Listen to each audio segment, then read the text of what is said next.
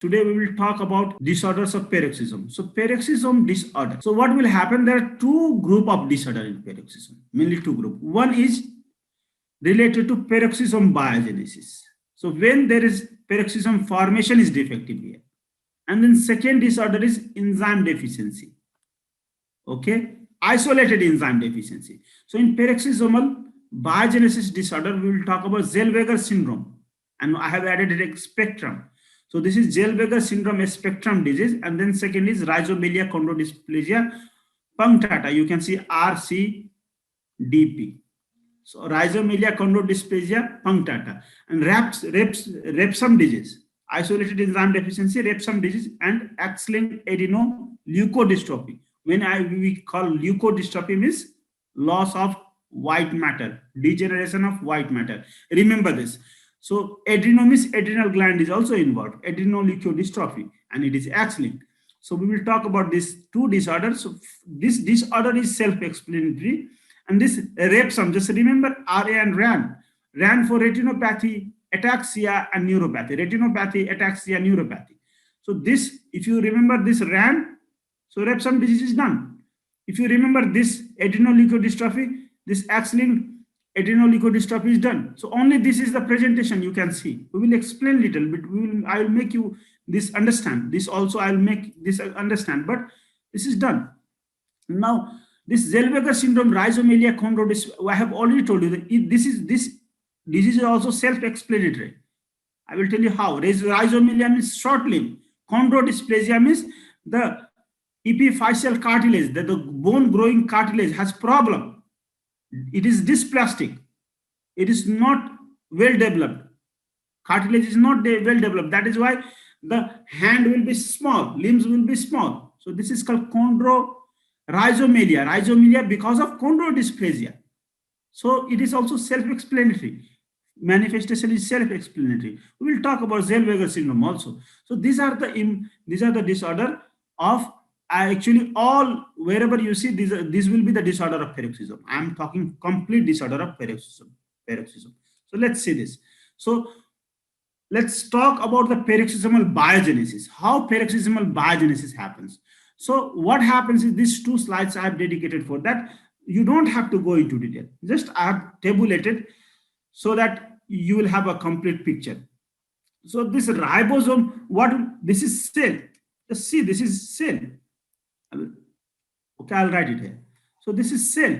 The cell has what? Endoplasmic reticulum. Endoplasmic reticulum will synthesize, nucleus will be there. Endoplasmic reticulum will synthesize lipid. Okay, lipid, triglyceride, and phospholipid. This phospholipid is required for assembly of this peroxisome. So this phospholipid plus, this will also synthesize protein. So protein and phospholipid will arrange here on the. So let's say this is protein. Okay. So phospholipid will arrange here. And this, after arranging this phospholipid with protein, a specific type of protein, the protein that is helpful for peroxisomal assembly, this protein will transport other protein that is required inside the peroxisome. That is called peroxisomal enzymes. So this protein that actually are present on the membrane, and that actually fill this peroxisome with enzymes. These proteins are called pexin proteins. Okay, and the protein, the gene that encode this protein are called PEX genes. So these PEX genes synthesize this protein, and these pexin proteins. And these pexin proteins are important for peroxisomal biogenesis. So there are more than like 20 pexin genes.